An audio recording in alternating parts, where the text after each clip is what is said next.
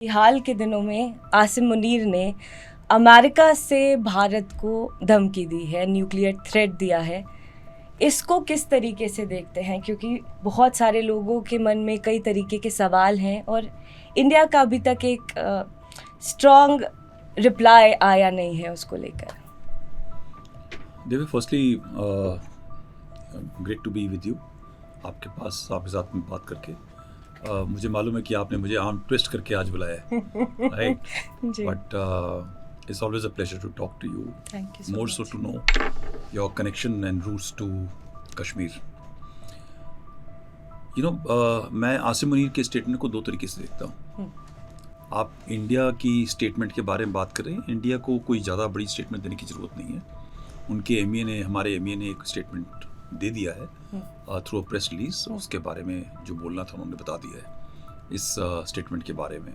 मगर मुझे ज़्यादा डेंजरस ये लगता है कि अमेरिका का कोई स्टेटमेंट नहीं आया। 40 से 45 घंटे बीत गए हैं ऐसी ख़तरनाक बात कहते हुए कि आधे दुनिया को बर्बाद कर दूंगा अगर इस्लामाबाद के ऊपर कोई ख़तरा सा नज़र आया तो।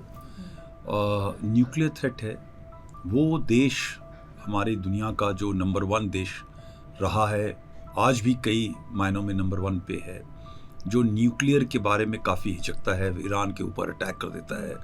वो ये नहीं चाहता कि ईरान के पास में हथियार हो और कई देशों के पास ना हो। हमारे देश के पास भी न्यूक्लियर वेपन नहीं चाहता था। बट अब ये समझिए कि उसी के देश से जाकर के कोई एक रेडिकल मैड मैन बोलते हैं, और एक पुराने ज़माने में बोला करते थे टिन हैटेड जनरल्स, ऐसा आदमी आके आपकी धरती से कुछ ऐसा बोले और आपकी स्ट्रेटजिक कम्युनिटी, आपकी लीडरशिप या आपके जो फॉरेन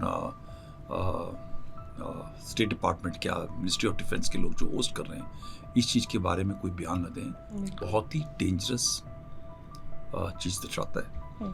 दैट मीन्स कोई एक शिफ्ट है उनकी सोच के अंदर, जहाँ टेररिस्ट और टेरर को बढ़ावा देने वाले लोगों को एक ज़्यादा स्थान मिल रहा है। आपने एक फोटोग्राफ देखी होगी जिसके अंदर HTS का लीडर, जिसके ऊपर $10 मिलियन का उन्होंने पैसा लगा रखा था, इनाम रखा था, वो उसके साथ में अगर उनकी कंट्री का, अमेरिका की कंट्री का जो नंबर 1 लीडर है उनके साथ मिल रहा है, उनको इम्पावर कर रहा है, जहाँ वो उनसे मिल रहा है वो अपने देश के अंदर एक एथनिक क्लींजिंग का काम, जेनोसाइड का काम चला रखा है उसने। सो वो उसको देता है, अपना शह देता है। यहीं आसिम मुनीर को आप वहाँ बुला करके और बलूच आर्मी को टेररिस्ट ऑर्गेनाइजेशन दे रहे हो, जहाँ पे बलूचीज के साथ ट्राइबल एरियाज़ के अंदर, गिलगित बल्तिस्तान के अंदर पाकिस्तान आर्मी अपने स्टूजेस, अपने प्रॉक्सी, अपने टेररिस्ट और अपने खुद आर्मी के साथ हवाई हमले वगैरह करके, आर्टी शेलिंग करके लोगों को मार रहे, और आप उस ऐसे आदमी को अपने यहाँ पे इनवाइट करके बुलाते हो। क्या कारण है? क्या शिफ्ट इन पॉलिसी है? Is America with terror now? और अमेरिका जो ग्लोबल वॉर ऑन टेरर की बात करता था, क्या उस दिशा से हट करके अमेरिका इज विद टेरर होने लगा है? ये सोचने की बात है। क्या वो हमारे देश के खिलाफ है सिर्फ? That means Pakistan is a terrorist state, is a good terrorist state in case is against India, India के खिलाफ है, या क्या चीज़ है? ये चीज़ हमको सोचने की बात है। दूसरा जो स्टेटमेंट है वो मुझे लगता है कि पाकिस्तान की एक उनकी जो इंटेलेक्चुअल कम्युनिटी है, मुंह कितना भी बंद हो, उनकी तरफ से भी आना चाहिए, और पाकिस्तान की पब्लिक को ये सोचना चाहिए कि क्या जो मुनीर साहब उनके बारे में बोलते हैं, उन्होंने क्या बोला है कि Pakistan is like a dump truck with gravel field inside. कौन सा देश का नेता अपने देश के बारे में ऐसे बात करता है?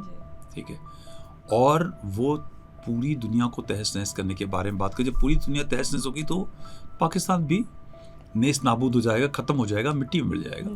तो क्या वो चाहते हैं कि धर्म के रास्ते पे चलते हुए नेस नाबूद हो जाए? I don't think so, right? I think this is a too very very important concern. हमारी एमईए ने ऑलरेडी उसके बारे में जो बोलना था बोल दिया।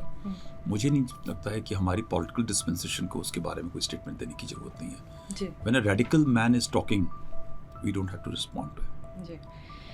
लेकिन उसके बाद आज कल रात का इंसिडेंट है, हमने देखा कि बैट एक्शन में LOC के पास उरी में एक भारतीय जवान की हत्या हो जाती है, और क्या ये उनकी तरफ से एक प्रोवोकेशन है इंडिया की तरफ? क्या हम उस तरफ जा रहे हैं? ये एक आतंकवादी गतिविधि हुई है उनकी तरफ से?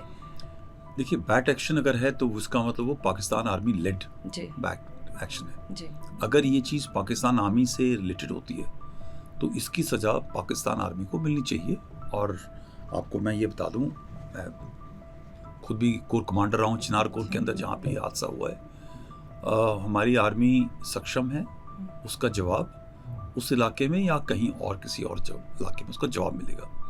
ये एक लोकल एक्शन है, राइट। इस लोकल एक्शन को हमें उस लोकल एक्शन के अंदर ही रहना चाहिए, रादर देन इसको एक एंटी अप करके एक इंटरनेशनल या नेशनल इशू बना करके चलें।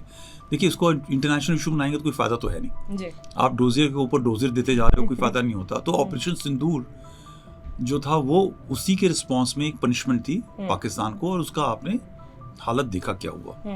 उसकी ये जो एक्शन हुआ है इसके लिए भी मुझे यकीन है जो चिनार कोर है, नजर नामी कमांडर है, वो कोई ना कोई ऐसा सबक उस लोकल लेवल के ऊपर सिखाएंगे। It should be allowed to be managed, उसी लोकल लेवल के ऊपर हैंडल होना चाहिए। इसके अंदर government of India, political system को इन्वॉल्व करने की जरूरत नहीं है। मतलब जिस तरीके से एक मीडिया में तस्वीर आ रही है कि एक प्रोवोकेशन हो गया पाकिस्तान की तरफ से, या उस तरीके से इस वक्त देखने की उसे जरूरत है। अगर आप उसको ये देखिए ना कि ये पूरे साल के अंदर ऐसे कितने इंसिडेंट हुए हैं, पूरे 10 साल के अंदर कितने इंसिडेंट हुए हैं, क्या ये अपने में एक अनोखा है कि 2 दिन पहले आसिम मुनीर ने बोला और ये आज इंसिडेंट हो गया? ये इंसिडेंट्स कुछ न कुछ हमारे साथ में आपस में चलते रहते हैं बॉर्डर के ऊपर, और वो चलते रहेंगे जब तक एक फॉर्मल पीस वहाँ पे न मिल जाए। क्या वो संभव है? ये सवाल मुझसे बहुत लोगों ने पूछा, और कई हमारे देश के नेताओं ने भी बोला है we must talk with terror. ठीक है, मैं नहीं मानता कि हमें टॉक विद टेरर है करना चाहिए। ये टॉक नहीं करने का नतीजा है कि पाकिस्तान आज जिस हालत में है वो है। जितनी बार आप टॉक करेंगे, आपने टॉक का नतीजा पहले भी देख लिया, और ये इनकी ही नीति नहीं है। ये जिस धर्म के जिस फिलॉसफी को लेके चलते हैं, ये उसका तरीका है।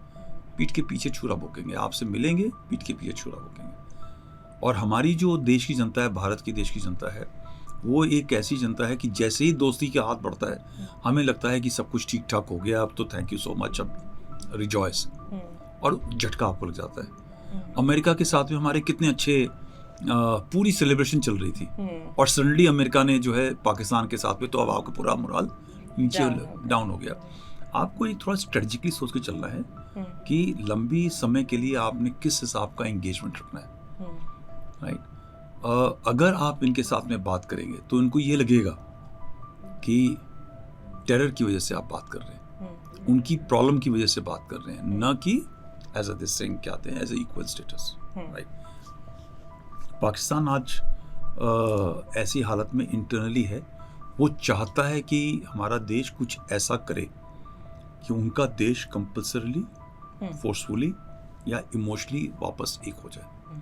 उसकी जो प्रॉब्लम, इकोनॉमी की प्रॉब्लम है, गरीबी की प्रॉब्लम है, उससे उसकी निगाह हट के, या जो रिलीजन की प्रॉब्लम है, शिया की को मार रहे हैं, सुन्नी को कोई मार रहा है, कोई ट्राइबल एरियाज में मार रहा है, कोई बलूचिस्तान में लोगों को मार रहे हैं, ये सारी चीज़ों से ध्यान हट के उनका एक कॉमन एनिमी, जो आसिम मुनीर बताता है कि हिंदू और मुस्लिम अलग अलग हैं और हिंदू हमारे साथ नहीं रह सकते, तो वो भारत को एक हिंदू राष्ट्र से के बराबर मानते हैं, तो एक बड़ा कॉमन एनिमी उनको मिल जाता है। ठीक है, तो वो ध्यान हट जाएगा। मुझे लगता है कि वो ध्यान हटाने की जरूरत नहीं है। वो अपनी तबाही खुद कर रहे हैं, उनको वो तबाही करने का मौका पूरा दिया जाना चाहिए। जी, जैसे आपने ट्रम्प और मोदी जी की दोस्ती के बारे में सुना है, और अब जो हम एक उसमें उलटफेर देख रहे हैं, तो तकरीबन 40 बार ट्रम्प ये कह चुके हैं कि उन्होंने इंडिया पाकिस्तान के बीच मध्यस्थता कराई है, मीडिएशन कराई है। उनके बार बार इस स्टेटमेंट जो वो रिपीट करते हैं, इसमें कितनी सच्चाई है? एक बार आपने गलत स्टेटमेंट दे दी उस लेवल के ऊपर, आप उस चीज़ को करेक्ट नहीं कर सकते। आपको वो बार बार झूठ बोलना पड़ेगा उसको सच बनाने के लिए। दूसरा, ये भी समझिए कि कई बार आदमी उस चीज़ के ऊपर विश्वास करने लगता है। हमारे ministry of external affair Jaishankar ji ने बड़ा साफ साफ बोल दिया, ट्रम्प और मोदी की कोई बात नहीं, ठीक है, इस चीज़ के बारे में। इससे ज़्यादा बड़ा स्टेटमेंट देना और जायज़ नहीं लगता, क्योंकि हमारे देश के बातचीत करने का तरीका, व्यवहार करने का तरीका एक सिविलाइजेशन तरीका है, ठीक है। It is not like western system कि हम अपने फादर को भी फर्स्ट नेम से बुलाएंगे और अंकल को भी हम फर्स्ट नेम से बुलाएंगे, ठीक है। और छोटा बच्चा है वो माइक कह के अपने फादर को बुला रहा है। हमारा कल्चर, हमारा जो समाज है एक अलग तरीके से चलता है, उसके अंदर एक शिष्टाचार की जगह है। तो जो डिप्लोमेटिक सिस्टम होता है उसमें बातचीत करने का दूसरा तरीका होता है।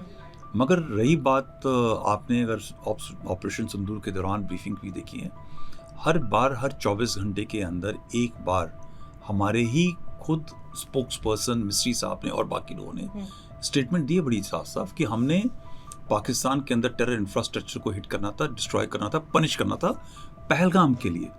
हम लड़ाई के लिए नहीं जा रहे, इसीलिए हम मिलिट्री इंफ्रास्ट्रक्चर पर अटैक नहीं कर रहे। एंड देयरफॉर ये अटैक हो चुका है, जैसे पहले सर्जिकल स्ट्राइक थी, पहले बालाकोट था, या और भी इस तरह के हमने कई एक्शंस लिए हैं छोटे मोटे जो भी थे, और अब हमको इसके आगे बढ़ने की जरूरत नहीं है, यहीं ख़त्म कर दिए। मगर पाकिस्तान ने उसको स्केल अप किया। जब वो स्केल अप किया, फिर उसके स्केल का जवाब दिया गया और फिर से उसको बताया गया कि भाई थैंक यू सो मच, अब ये आगे क्यों चला रहे हो, मतलब आफ्टर ऑल ये लड़ाई के अंदर किसी का फ़ायदा तो होना नहीं है। चौथे दिन के अंदर जब ये सारे एयरफील्ड्स, जब पूरी एयर डिफेंस सिस्टम गिर गई पाकिस्तान की, पूरी सेलिब्रेटेड चाइना सिस्टम गिर गया, किराना के ऊपर एक हिट हो गया, तो दो मुझे लगता है संशय होते हैं मेरे दिमाग में। एक तो उसको भय हो गया कि एयर डिफेंस सिस्टम अगर ब्रीच हो गया तो इंडिया आपके सिस्टम के अंदर कुछ भी कर सकता है। फर्स्ट, अगर किराना के अंदर कोई ऐसी चीज पे चोट लगी है जिसमें अमेरिका को ज़्यादा दर्द हुआ, अब मैं स्पेकुलेट कर रहा हूँ, मुझे एग्जैक्टली नहीं पता वहाँ पे क्या उनको दर्द हुआ है, तो ये दोनों चीज़ें सम्मिश्रण हो जाता है। और पाकिस्तान के खुद के लीडर्स ने बोला कि सऊदी अरेबिया से उनकी बात हुई है, उन्होंने अमेरिका से बात करी, और फिर मुझे यकीन है कि अमेरिका ने हमारे देश को कॉल किया, और आई थिंक प्राइम मिनिस्टर ने बोला भी है कि वांस का कॉल आया और उन्होंने कुछ ये बताया कि पाकिस्तान कुछ करने वाला है, तो हमने उनको बता दिया कि अगर वो करने वाला है तो ये समझ लें कि उसके साथ में क्या होगा उसको पता नहीं होगा। इससे ज़्यादा बड़ा स्टेटमेंट क्या हो सकता है? तो मुझे लगता है कि एक बार उनको बता दिया गया कि हम तो पहले ही बता रहे हैं पाकिस्तान डीजीएमओ को, तुम उनको बोलो बात करें। तो पाकिस्तान डीजीएमओ ने दोबारा से कॉल किया, 1.5 घंटे बाद में हमारे डीजीएमओ ने उनसे बात करी है और उनको बोला कि तुम्हें पहले समझाया था कि ये लड़ाई मत करो, क्यों पंगा ले रहे हो, राइट। सो मुझे ये बताओ दिव्या कि कैसे लगता है आपको कि उनका इंटरवेंशन था सीज फायर में, जब हमने 4 दिन पब्लिकली ये चीज़ें बोली हैं, तो वाई आर पीपल क्लेमिंग? वही बात होगी कि जहाँ लड़ाई नहीं होनी थी वहाँ पे आपने बोला कि मैंने सीज फायर करा दिया। कंबोडिया, थाईलैंड के अंदर एक छुटपुट घटना थी, सबको मालूम था कि वो लड़ाई नहीं होगी, ठीक है। अब आपने कॉल किया, यार देखो बच्चों ठीक हो जाओ, लड़ाई मत करो। 2 बच्चे अपने आप ही नहीं लड़ना चाहते थे, एक दूसरे को गुस्सा मारा वापस चले गए। अब आप कह रहे हो कि मैंने बिचौली का काम कर लिया। आर्मेनिया अजरबैजान की लड़ाई खत्म हो रखी है, सब कुछ हो रखा है। नाउ यू आर क्लेमिंग कि ये 300-400 साल से, कई सालों से लड़ाई कर रहे थे, हमने उनके अंदर पीस लिया है। जो रोकनी है वो रोक नहीं पा रहे हैं, जो रोकनी है वो नहीं कर पा रहे। रशिया यूक्रेन अभी भी 15 अगस्त के बाद चलिए, हमें पता चलेगा क्या हो। नहीं, बट वो रोका तो नहीं ना भाई। Promise was within 1 day, then it became 1 week, then it became 1 month. अब वो आदमी थक के लड़ाई खत्म हो जाए। इजराइल और गाजा की जो के अंदर जो ऑपरेशन है इजराइल हमास का, वो थक के खत्म हो जाए। You can't claim it as a cease fire ना। और उसे बढ़ाकर ईरान तक ले गए, अब बढ़ा के ले गए, नहीं उससे ज्यादा बढ़ा रहे हैं। आप पाकिस्तान के चीफ को बुला के बोल रहे हैं कि तुम ये न्यूक्लियर अटैक का धमकी दे दो। This is escalation, this is not cease fire.